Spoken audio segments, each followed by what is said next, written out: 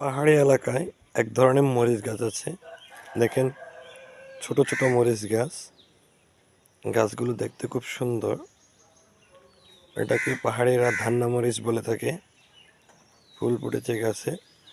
এগুলোর আয়ুকাল 2 বছর থেকে 2.5 বছর পর্যন্ত। দেখেন বন্ধুরা, গাছগুলো আরও আছে এখানে। এগুলো পাহাড়ি এলাকায় ভালো ফলন দেয় মরিচ। বন্ধুরা দেখছেন, আরও আছে। দেখেন বন্ধুরা, দেখাচ্ছি। দেখেন, গাছ ভর্তি কাঁচামরিচ, এত সুন্দরভাবে হয়েছে। এগুলোকে ধান্না মরিচ বলা হয়।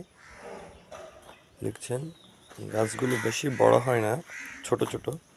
পুরা গাছ ভর্তি মরিচ চলে এসেছে, উপর হয়ে ধরে এগুলো।